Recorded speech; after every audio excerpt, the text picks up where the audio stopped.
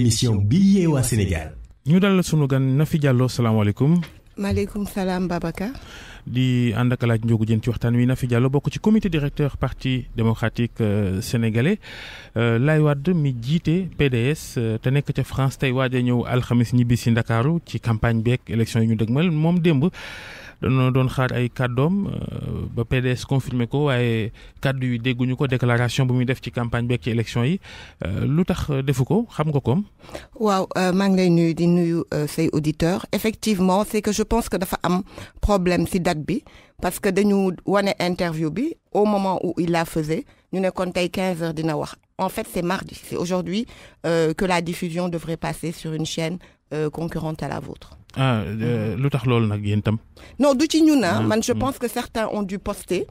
l'interview quand il faisait les images de l'interview et a dit que le président parlerait à 15 heures et voilà les gens ont dû se tromper. waaw kër mi sax jël na ko fi démb mu ne tey si ngoon incha allah président dina wax. waaw te moom mooy chargé de communication moo tax ma wax la kon coordination moo amul ci yéen seen biir. moo tax ma wax la erreur la Amadou Sall mi ngi foofu moo amee communication bi il est avec les journalistes man li ma yëg man mooy tey la waroon jàll man loolu laa yëg. léegi lu muy wax nag moom Ablaye Wade. non day waxtaan ak ay nitam ay militants wam ay soppeewam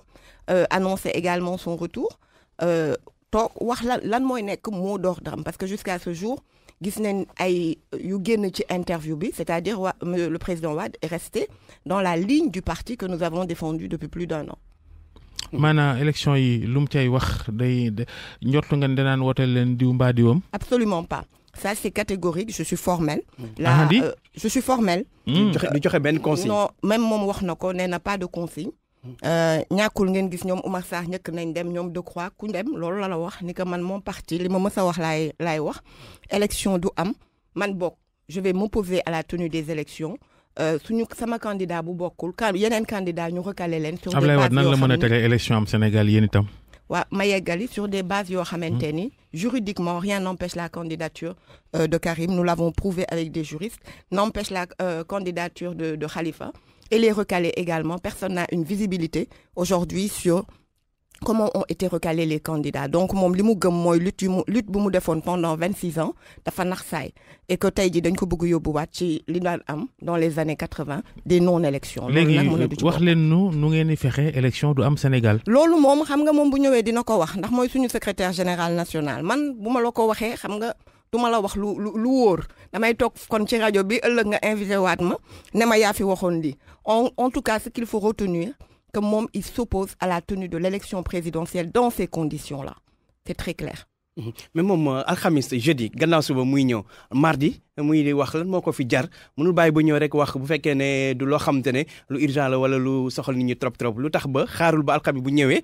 dina am temps wax bu boobaa. waaw mais xam nga kuy ñëw itam da ngay defar sa ñëw Ablaye Wade ñëpp xam nañ ni c'est une bête de la communication dina waxtaan 10 minutes ak sénégalais bu ñëwee dina def tournée en fait une marche bleue ci différentes communes. ci Rufisque ci banlieue bi ci Dakar et sur tous les points il répétera la position du Parti démocratique sénégalais. tey moo tax ñuy wax xanaa bës lay wut bëgg nit ñi génn ak yooyu noonu. Ablaye Wade maa ngi ñëw ak pour ñu génn teeru xanaa loolu la ci wut. non xam nga Ablaye Wade moom bu waxul sax nit ñee génnal seen bopp c'est la seule personne boo xam ne tey jii moom mi ngi war a ñëw man sama parti ba léegi convoqué wu ma parce que c'est évident les mobilisations se font spontanément loolu moom kenn du ko xëccoog moom. léegi accès fi Sénégal toll 2019 Ablaye Wade di politique ba léegi malgré ay atam ñu koy ñaanal wér ak gudd fan. waaye nag toog fii 2019 naan élection du fi am PDS moo mag loolu itam wala. PDS moo mag lan nangu tey jii lan la mag nangu tey jii Macky Sall di décider kan mooy bokk ci élection loolu Ablaye Wade moo ko xeex kan mooy bokk ak kan moo dul bokk PDS xam nga lan la mag loo xamante ni toog ñu ñuy noot ñu takk mbuubu jaam PDS lan la mag ñuy dem élection yoo xamante ni amuñu visibilité ci fichier électoral amuñu visibilité ci cartographie électorale un ministre de l'intérieur boo xamante ni il est politique ndax nag 2000 bi ñu amee ministre de l'intérieur neutre il y a eu une alternance de la même manière quand l'opposition aujourd'hui ñoom Macky Sall ñi nekkoon opposant ont réclamé un ministre apolitique Ablaye Wade dafa dindi Ousmane Ngom nommé Cheikh Gueye loolu yëpp nag Macky nee na defu ko ñun nag ñoo mag di nangu Macky Sall di changer les règles et la lutte démocratique boo xamante ni sénégalais yi ñoo ko def pendant plus de depuis 74 plutôt maître Wade doon jiite loolu donc ñun ñun ñi ñoo mag PDS tey di nangu ñu ñuy takkal buumu jaam di ñu defal recul démocratique yóbbuwaat ñu ci année 80 yi. loolu jar naa taal réewam. ñun de waxuñu waxu taal bu taal amee itam du ñun. bu taal amee kan la. koo xamante ni tey jii démb la ma doon laaj 2012 kenn fàttewu ko xale yi moom la ñuy fowee ci YouTube ci réseaux sociaux yi mu toog moom ne moom defu ko kan la ñuy waxal koo xamante ni jël na suñu ay milliards yoo xamante ni 2 fois moins xaw ma 3 fois moins la Algérie organisé amee ay carte électeur am te ñu ëpp ñu fuuf jël téye carte nit ñi duplicata yi pour seen ay militants di daw qui peuvent voter plusieurs fois. ñu ñëwati ci loo xamante ni tey jii kenn mënu laa wax kan moo nekk ci fichier bi jóge ci élection législative yoo xamante ni kayitu suukar sax dina naan mën naa voter donc loolu tey jii kooku bu moo bëgg taal réew mi parce que bu ñu toppoon li fi am les acquis démocratiques je crois que kon tey benn problème du am ñu respecter ñëpp respecter aujourd'hui tous les candidats ñëpp mën a bokk moom mu défendre bilan wam ñun ñu wax lu ñu bëgg suñu programme défendre ko je crois que problème du am donc bu amee kuy taal réew bi c'est le président Macky Sall. mais yaa ngi wax ne Ablaye Wade kon li ñu mën a xaar moo di ne tamit moo nar a am di joxe benn consigne dañuy fexe ba voté du am mais est-ce que loolu narul gën a tas seen parti bi nga xam ne daanaka tas na ba pare parce que c'est sûr que bu ne du ñu joxe consigne du ñu voté kenn am na ay responsable gis nañ sama ki nga xam te ne mooy Massaly doog na fii ne moom pare na na Madické Niang moom lay àndal est-ce que loolu du gën a tas parti bi militants yi jaxasoo am na ñoo xam te ne duñ ko topp ci loolu dañuy dem ànd ak candidat woteel. waaw mais PDS man depuis ma xàmmee je me rappelle j'étais très jeune PDS tas na je me rappellerai d'une une à l'époque benn journal privé le PDS en 1000 morceaux c'était dans les années 98 depuis ma xàmmee boobu mooy bi ñoom Ousmane Ngom génnee. waaw ñoom Ousmane Ngom ak ñoom Babacar Gaye ak ñëpp génnoon. donc loolu mooy rëddu PDS Serigne Diop ku ko fi ëppoon doole amul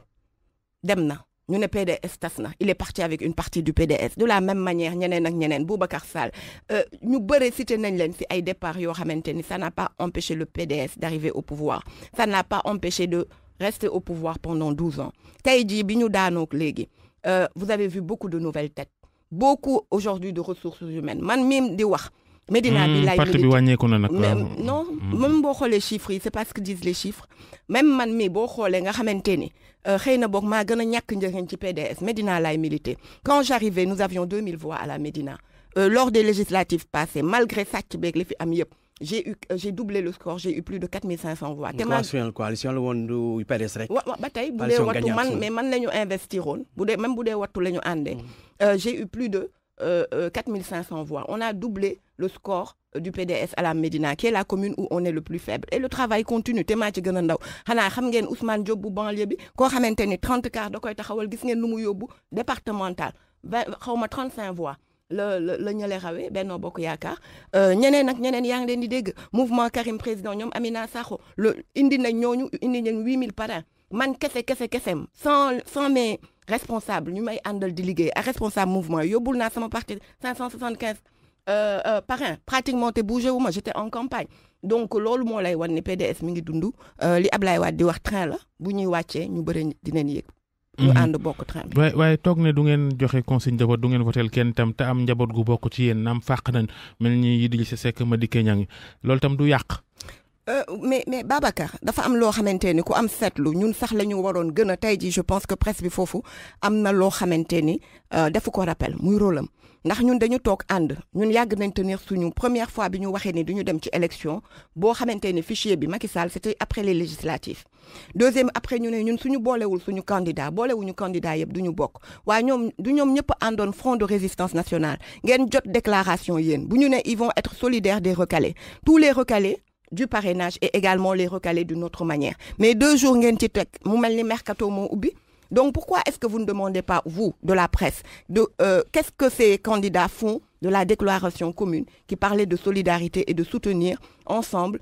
pour empêcher peut-être pas empêcher mais en tout cas la réalité politique xam ne lii moo fi sës nga xam ne lii la nga def ko donc adapté wu par seen rapport au réalité contexte politique ak réalité bi taxaw. seen réalité politique des na parce que bu fekkoon xam nañ bu baax réalité politique dinañ xam ne ni que tey ji kenn mënul dem élection te amoo fichier tey ji gi ñi ngi wax waxu 3 fichiers ñi ngi wax waxu 680 bureaux de vote virtuels ñi ngi wax également waxu cartographie boo xamante ni changé na complètement nit ñi seen bureau de vote ay ñi am carte ñi ngi Ourossogui ñu ne ko Kédougou ngay voter donc autant de problèmes qui n'ont pas su régler je pense que réalisme politique mooy aujourd'hui taper sur la table pour que ensemble nous ayons le fichier et la cartographie ñu dem xool ba pare ñu demander que ñëpp bokk ku nekk ñëw sur la base réelle parce que am na ci yeneen dëkk Macky Sall wax na dëgg day forcer day nappe bu jàllee mu jàll moom koy weesu na loolu ndax yéen a ngi xataraay moom mi ngi dóori pooj comme ca Ndar démb mel ni yëgulu ko yaramam moom la rek parce que yëfu dictateur yooyu on le sait j'aimais bien quand Bokassa dansait et chantait quand Mobutu dansait et chantait ils étaient en pleine gloire et ils pensaient avoir maîtrisé cette opposition exagération la quand même di comparer Sénégal ak ay Bokassa ki man xam nga ku ma koy tëqale Kabila parce que moo Kabila bi ñu doon wax Kabila bi ñuy wax dictateur moom même chose la def ne Maurice Katumbi doo bokk génne ko daal di wax waaw Jean-Pierre Bemba doo bokk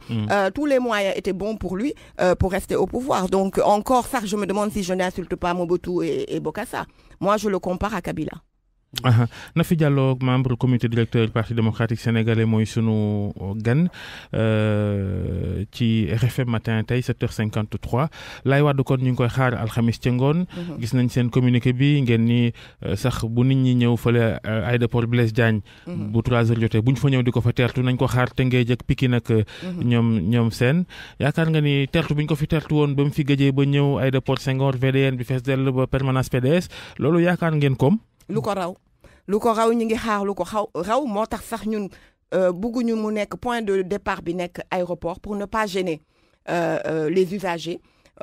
parce que quand même itam ñu war nañ xalaat nit ñi waruñu leen merloo population yi pour bloquer parce que foofu bu bloquer day bloquer tout chemin bi yëpp ñu daal di nay def marche bleue dugg ci commune yu nekk yi muy jaar pour egsi Dakar commune bu nekk dina fa dugg saafanteeg ay militants yi bàyyi fa un message fort avant muy ñëw point de chute am di doon permanence PDS.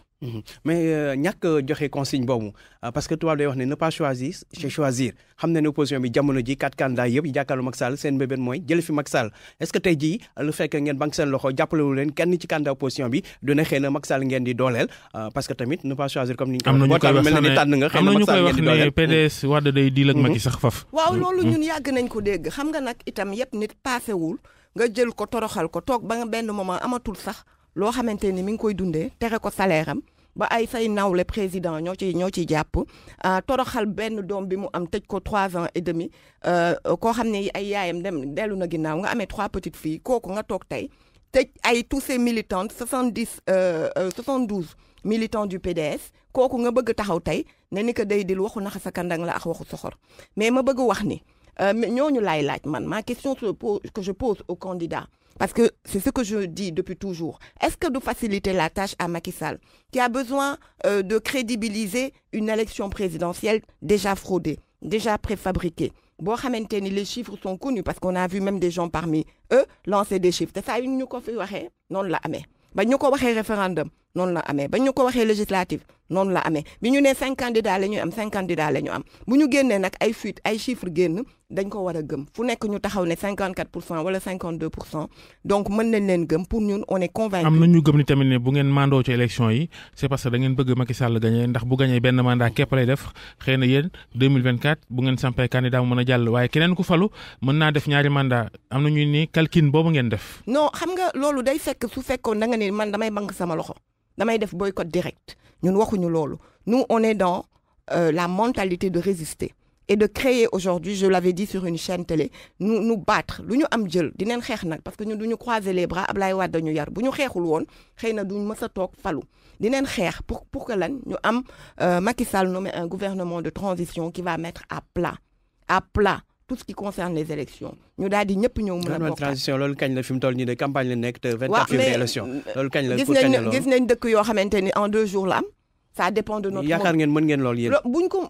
du question yaakaar buñ ko jéemul duñ ko def xam nga ñun lan mooy suñu gëm-gëm Ablaye Wade bu xalaatoon ni parti unique moo fi am jéemul dara croiser les bras tey duñu am démocratie bi bay toog ci rajo bi di waxtaan donc ñun gëm-gëm la ñuy demee ba xeex boo xam ne xeexu restauration de l'état de droit la xeexu ñëpp mën a bokk parce que nous aussi au PDS dañu am devoir historique boo xamante ni lan la mën a kii pour ñu dem ci élection yu leer ndax Ablaye Wade nga bëgg nga bañ moo ko xeex ñu mën a dem ci élection boo xamante ni nit ñi dina am isoloir nit ñi dinañ mën a xool fichier yi nit ñi dinañ mën a xam cartographie bi c'est le combat de Abdoulaye Wade tey ji Macky Sall ñëw dindiwaat ko pour yóbbuwaat ñu dans les années 78 bi ñuy njëkk dem élection loolu noonu il a un devoir de nous accompagner pour que nous disions non. li ñu jaaxal nag na fi jàllo li ñu jaaxal nag mooy yéen a ngi wax ne ay gone ngeen am ngeen xadar am ngeen doole waaye bootu ci ginnaaw laay Wade rek mi nga xam ni magal na wax dëgg yàlla. waaye damay wax boobu ñaari tontu laa ci am premier tontu bi ñun woowuñu Ablaye Wade pour mu ñëw xeex déedéet waaye Ablaye Wade moo mën lu ma mënu moom rek a mën na taxaw tey wax te nee naa leen di ngeen gis ñi demoon ñu bëre ñëw ne ñoom mosuñoo dem maa leen wax lii invité waat leen ma fii ma limal leen. boo yi war a wote te doon gone. war a wote guleen ñoom xamuñu laay Wade de. waaw loolu nga foog kon législative yi duñ ci am lu ñu am mais ma bëgg la wax ni que di nga gisaat ñu bëri ñu ñëw loolu yàlla moom la ko may remobiliser les troupes mu wax ñun ñëpp ñu taxaw pare dem xare kooku Ablaye Wade ko man foofu soxla nañ ko beneen bi ma bëgg wax dama koy faral di dégg ñu naan Ablaye Wade mag la lii la wala lale mais j'aimerais dire juste une chose ku nekk ak sa passion am na pas yoo xam ne bolot ci bopp koñ bi la carte la ñii seetaan télé la ñii dem doxantu Ablaye Wade sa passion c'est la politique l'en empêcher c'est le tuer à petit feu. mais politique aussi mag da ngeen koy bàyyi mu noppaliku. ñun jàppuñu ko mais xale yi xeex mais chaque fois mag bi la ngaa mu ci mag rek ba kañ. ñun jàppuñu ko moom moo ko bëgg. comme dit son épouse toujours mu ne moom xam na ni Ablaye moom ku ko tereloo politique rek mooy yóbbu ko mu wuy ji borom. leneen li maa ngi leen di wax yéen gone yi bekk PDS waaye doom ji njëkk. Karim Wade nga nekk Qatar rek. ne dinaa ñëw déposer candidature ñu ni bokk élection waaj ñëw sa baay ne day ñëw sa yaay ñëw na bu yàgg yow doo ñëw moom du ñëw. waaw léegi nag da ngeen di xaar ba baayam ñëw baayam bu ñëwee dina joxe annonce ban jour lay ñëw yaay ñëw na sëram ñëw na bon temps yi tukki na papa ma ngi ñëw il est évident pour nous que ki ci topp Karim la il viendra et assumera ses responsabilités et l'espoir que nous portons en lui.